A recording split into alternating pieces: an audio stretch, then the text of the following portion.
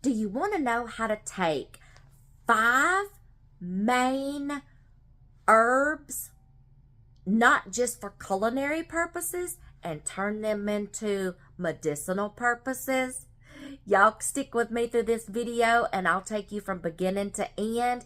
We'll go through some benefits, we'll make some things, and then you will be on your way to stocking your apothecary for your natural remedies. Welcome to our channel. We're all about faith, family, home, and farm. Come on in and grab a chair and sit a spell with us. If you like readable versions of all of our content, be sure to check out both of our blogs. The links to our blogs will always be in the description box below our videos. Y'all know I am a stickler and a firm believer in all the benefits of herbs, plants, flowers that God created. Natural medicine, nature's pharmacy, God's pharmacy, God's medicine, whatever you want to call it. I am a firm believer in all those benefits, because when the Bible says that God made all these things and it was good, or it is good, I believe that. He had a plan and a purpose for everything He created for our sustainability, our health, and our lives. And if you will recall, in the Bible, back in those days, they didn't have all the medications we have today, the vaccines we have today. They didn't have all that. They strictly, all the way back to Adam and Eve, the Egyptians, Native Americans, people from all walks of life, all different cultures, have been using God's pharmaceutical, okay? God's medicine. And I don't have anything against modern medicine. Some of them, I'm leery of some. I do my research. I only have, thank the Lord, right now, only one prescription medication that I take for my autoimmune disease. And I have a doctor, bless their heart. They know how I am. They know I like to research and study and love holistic natural remedies, and they work with me. Always be honest with your doctor. Ask for their advice. Always check with your doctor before trying something or stopping a medication. Please talk to your doctor first and let them know of anything that you might be trying, wanting to try, okay? Just to make sure there is no discrepancies between a medication and a holistic remedy, okay? There are some holistic remedies that can cancel out medications and vice versa, okay? And I wouldn't want you to mess yourself up. I am not a physician. I do not have a degree in diddly squat. And these are things that I research from good certified herbalists and trusted herbalists and their books, and I'm fixing to show you one. And I discuss things with my doctor. So anything I'm fixing to tell you, just know I'm not a doctor. I don't have a degree. I'm not certified. It's things that I do and things that I want to try simply because I study and I do research and I look them up, okay? And with all that being said, I love to grow herbs. And I have the opportunity to even grow herbs during the winter, off season, whatever, by using my Arrow Gardens in my house.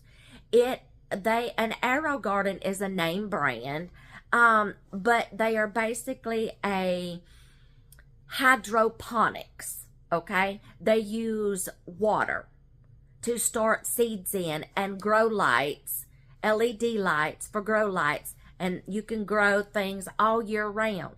And I love always having fresh herbs on hand.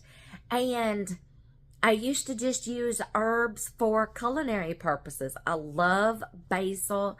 That is my number one favorite herb. My second one has got to be rosemary. My third is thyme. My next one is oregano, and then sage. I love to cook with those 5 herbs. But then I was like, God said it was good. Do you know how many times herbs is mentioned in the Bible?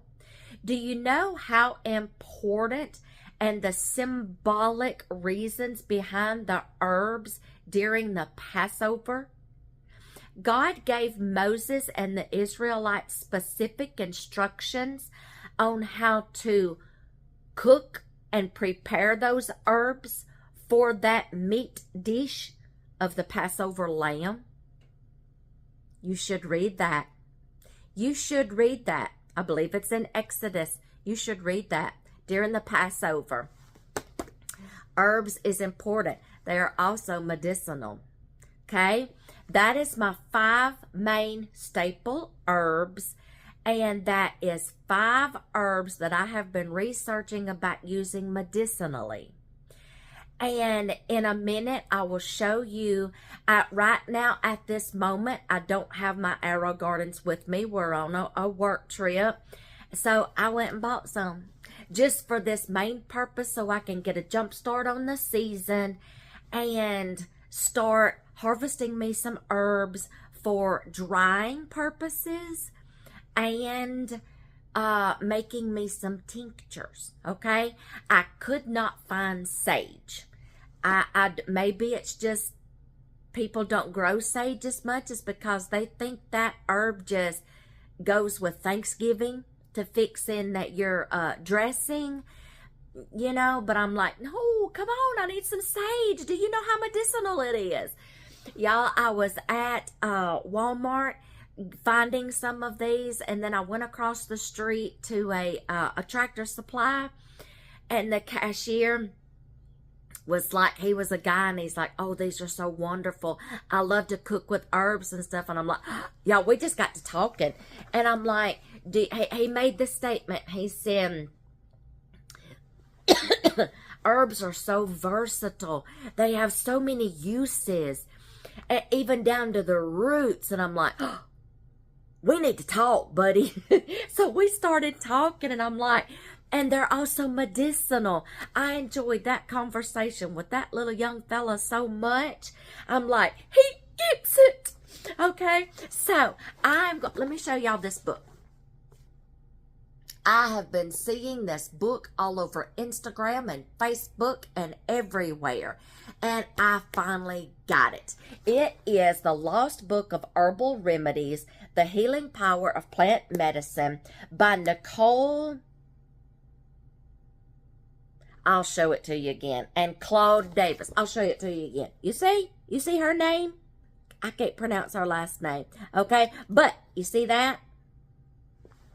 She's certified. She's licensed. She has PhD. Okay. So, straight out of her book, we're going to look at some of these. First, I just flipped right to it. Let's look at thyme.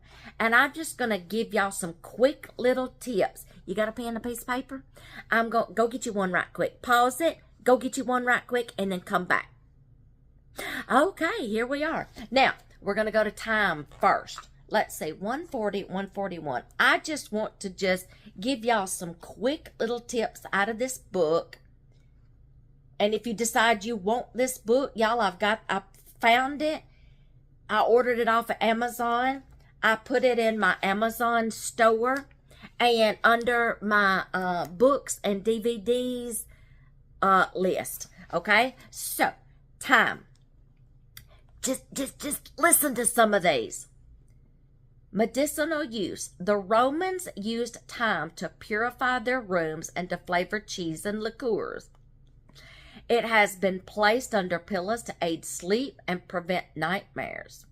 Thyme is an antiseptic, antiviral, antiparasitic, and antifungal. Now, if you hear the words anti and you're like, what does that mean? Y'all Google the meanings of all these anti-words, and then you'll start learning, oh, that's what that means.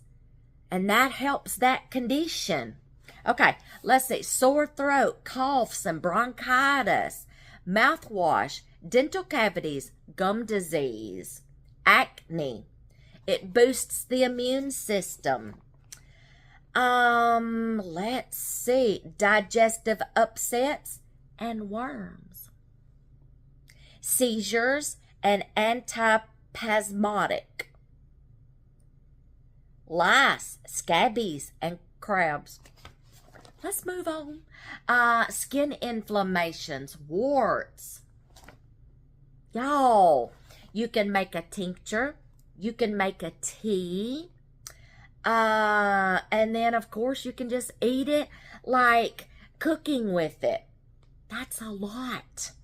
Y'all, I'm just going to throw out just a few little things, but you can do some more research and be looking it up. And then if you decide that you want one of these books, go check it out in our Amazon store and get you one. Y'all, this is staying in my library. This one's not going anywhere. It's staying in my library. How many pages is this book? Oh my God, 304 pages. Now that includes like all of the appendix back here. Okay, that was time. Let me see.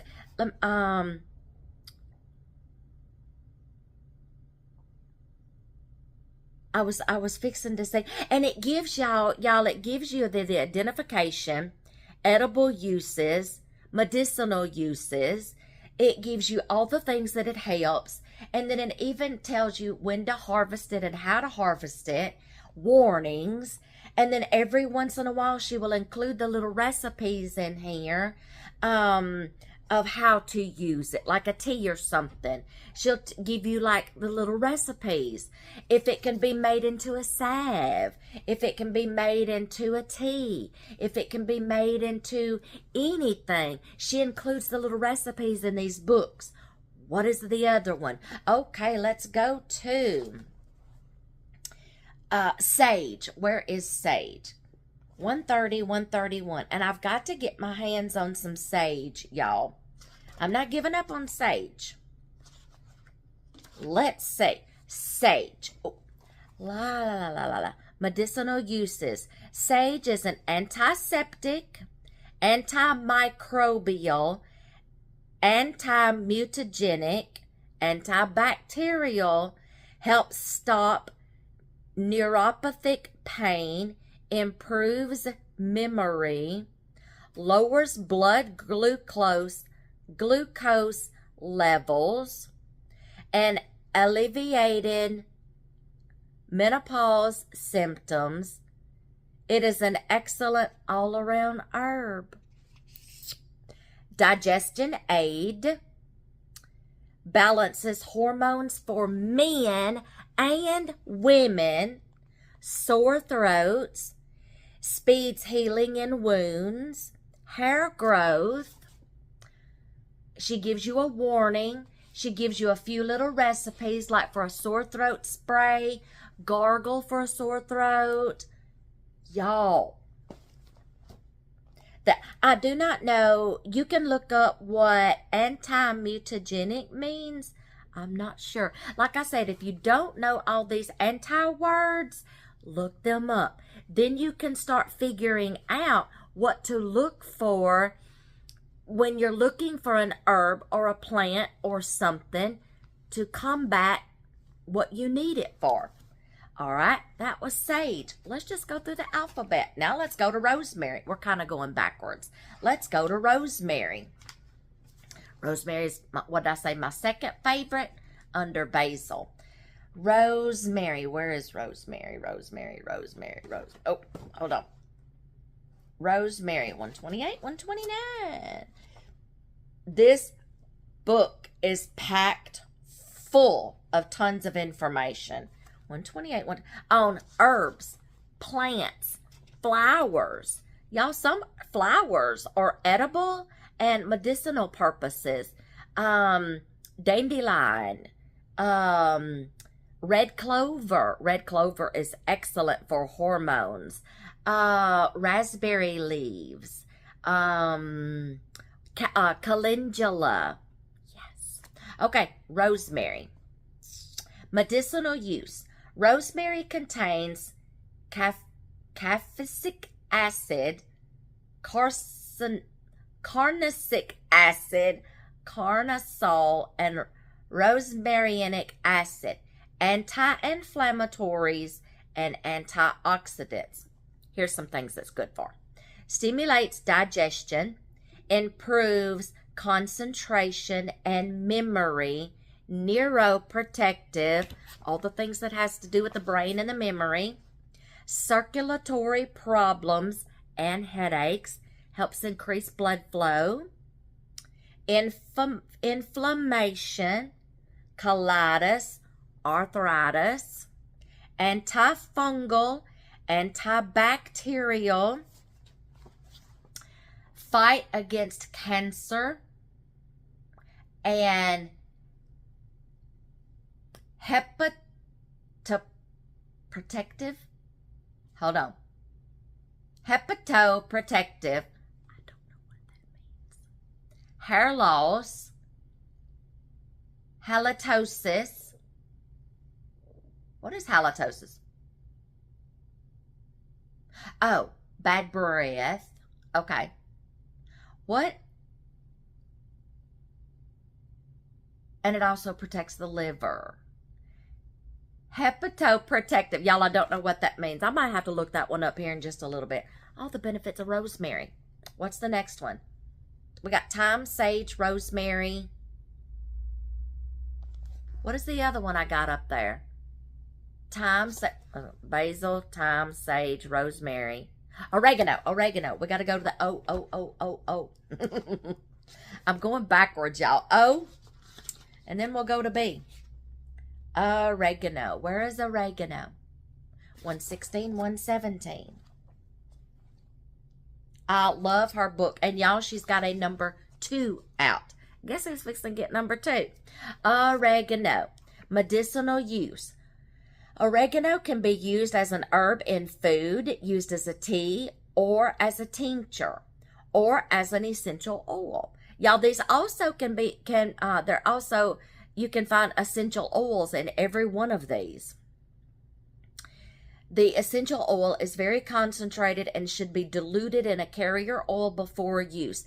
Most of all your essential oils need to be diluted in a carrier oil, okay, because they are very potent. It is antiviral, antibacterial, and antifungal. Oregano is used internally to treat infections and externally to treat skin problems and fungal infections. It boosts the immune system and it's antiviral. Yeast and other fungal infections. Skin problems, cancer management support. Heart healthy, because it contains all of your omega-3 fatty acids, stimulates metabolism and weight loss, prevents illness or speed recovery, bronchial infections, asthma, and coughs.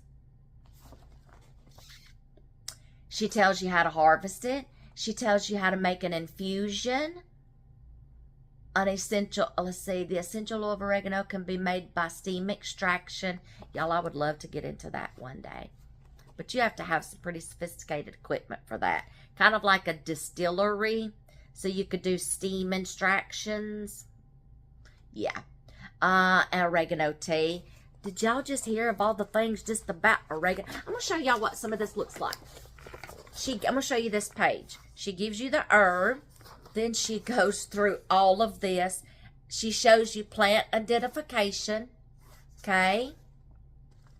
Look at that. Oh, there's chamomile. Look at that. Nope, that's not chamomile. That's daisy. Look at that. And then over here is like the recipes, the harvesting. Y'all, you got to check this book out. I'm fixing to get number 2. Last one. Let's go to basil. Basil. My favorite. Basil.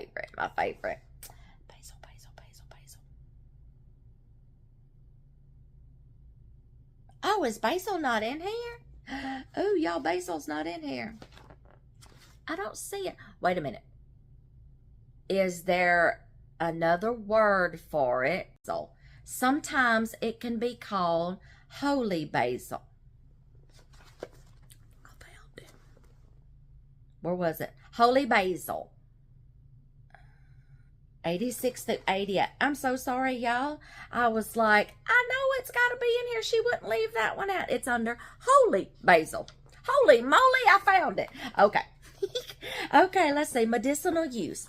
Holy basil has many medicinal uses both internally and externally. It is loaded with vitamins and antioxidants. In addition to treating many diseases, it can prevent diseases through its immune system benefits. Let's see. Inflammation. So it's an anti-inflammatory. Skin rashes, ringworm. Infections, respiratory disorders like asthma, bronchitis, stress, and heart disease. It covers all of your cardiovascular, cancer management support, type 2 diabetes, dental use. It is a detoxifier, a diuretic, and reduces the risk of kidney stones. I found some more when I was looking it up online before I found it in here. It's, of course, I said anti-inflammatory, antibacterial, stress reduction, digestive support, cardiovascular, we covered that, blood sugar regulation, type 2 diabetes, improves mood and mental clarity, could help reverse lung damage. That's where asthma comes in at, y'all. Lowers blood pressure, prevents certain types of cancer, boosts the immune system. There was my notes, but it's in here. Okay, so I knew she wouldn't leave that one out. It's just under holy basil. So there is 5 main herbs that we eat and we flavor food with that we have now seen. It also has medicinal purposes. Y'all do some research. See how many times herbs is mentioned in the Bible. Spices. Things like that. And what they were used for. Look it up. Y'all start doing your research. Okay? So now I'm going to take some of my herbs that's in this little windowsill back here, and I'm fixing to show y'all how I am going to prepare them. And right now I am only going to pick some to make for a tincture. And then I'm going to let the plants regrow, and then I'm going to start collecting some and just laying them out and letting them dry so I can run them through a food grinder or a food processor after they've dried completely, and then put them in a little jar and use them for tea purposes and some other uses that's in this book, okay? So come over here with me and we'll get started. This is how I make one of my herb tinctures. This is basil. And I'm going to take some leaves and I'm going to kind of like bruise them. I'm going to pick a leaf here. Kind of tear it apart. And I'm going to put in this jar. you kind of want to bruise it and break it just a little bit in sections, so that way it'll start releasing. Oh, y'all, that smells so good. It'll start releasing some of the oils that are in the leaves. And next, I'll show you what I do and what I put in here. Yes, I stripped that almost down to the bare nub. I wanted to get all those big leaves off because they were stealing most of the nutrients, and they were big enough to harvest. So now you just want to leave. These are going to have a chance to grow, new leaves forming, new nodules coming on, new leaves. So see, these are going to, look at there. These are going to grow some more. You can just look right there. You can keep harvesting from your basil plant, and this basil is going to be mostly used for medicinal purposes, to make tincture, and then take some of the leaves and dry the leaves to where I can crush them up and also make a tea out of it. So I got all the leaves off that was ready to come off right now, and then give this a chance to grow some more. Now, there are a lot of ways that you can preserve and make tinctures for medicinal purposes. The number one way to make an herbal tincture from flowers or herbs or plants or anything is by preserving them and making the tincture using 80 to 100 proof alcohol, which is like vodka, rum, gin, things like that. But y'all, my convictions will just not let me. The second way that you can preserve them as a tincture is to use apple cider vinegar, and that's what I'm going to be using. So I'm just going to take some of this apple cider vinegar, and I am going to pour in here right now just enough to cover this set of leaves. Okay, now as I keep harvesting from this basil plant, I will just keep adding to this jar until I get it up to here as full as I want it, and then I will put the lid and the ring on it, and I will set this in a cool, dark, and make sure you label your herbs, y'all, because these will start depleting and deteriorating to where it may make your herb unrecognizable. So always label.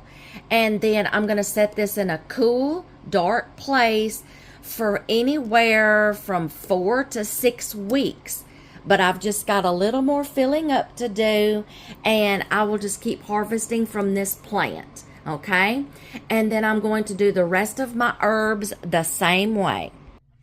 I'm going to be taking my rosemary and doing the same thing. Look at this little beautiful plant, y'all. I'm going to find some of the major stems, the big ones, and I'm going to snip off. Now, y'all, these have not been sprayed with anything or nothing. I just bought this straight from Walmart, brought them in, and just started letting them grow just a little bit more, babying them to where I can harvest them. Look at that. Look at that. Yeah, this smells so good. Oh, I'm just going to start adding it to my jar. I want some of the major stems. Let me kind of like trim it up here on the edges that's hanging off the side of the pot, because I don't want them hanging off too far to where they get broke off or something if you brush by it. So we're just going to trim off of it. This is a good major one. That's good right there. And y'all, these will just keep continuing to grow. They'll keep putting out. That's a good one.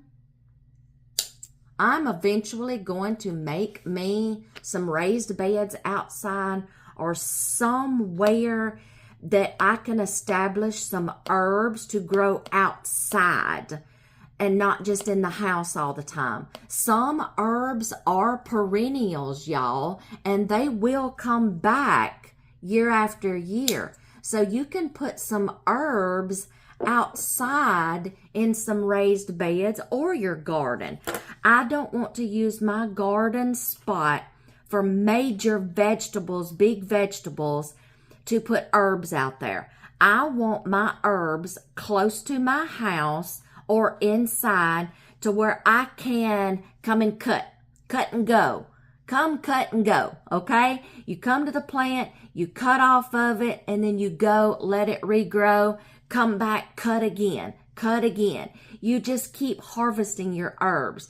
I use them for culinary purposes to cook with. I love cooking with fresh basil and rosemary and thyme. That is 3 of my favorite herbs to cook with. And then I've started using my herbs for medicinal purposes as well. So I've gave this one a pretty good little haircut, thinned it out some, and then don't cut your stem all the way down to the root. When you do cut, try to come up just a little bit where the last, like in between some leaves. See how like right here, let me see if I can get y'all close enough. See right here where I'm going to snip here, but I am leaving some nodules of leaves right here too coming out from this stem. So that way these will just start shooting up and regrowing. So cut in between the nodules. Right there. So I'm leaving that nodule so this one can regrow. All right, I've thinned this one out pretty good. And let's check. Okay, I'm going to leave this one over here. I'm going to take this one. I'm going to water it. Set it back in the windowsill. Eventually, I'm going to find a place in a raised bed or a container or something, because rosemary can get big, and that's what I'm wanting. And I want to try to find somewhere to plant them outside. Maybe right now just temporarily until I can eventually make plans to separate somewhere on our property just an herb garden and then eventually a medicinal garden where I can grow things like echinacea, yarrow, oh goodness, what else? Mullein. You know, some of your major medicinal plants and flowers. So let's get the vinegar poured in this one. Make sure when you do get some vinegar, apple cider vinegar, you try to get one that has the mother in it. And what I mean by the mother is the culture. And a lot of times you will see the mother floating in the bottom of the jar. Shake it up really good. I'm going to do the same thing with this one. Okay. And then I'm going to, I've already got my jar labeled. I need to go back and put a date on here so I will know 4 to 6 weeks from here that I can strain this and put it in some bottles.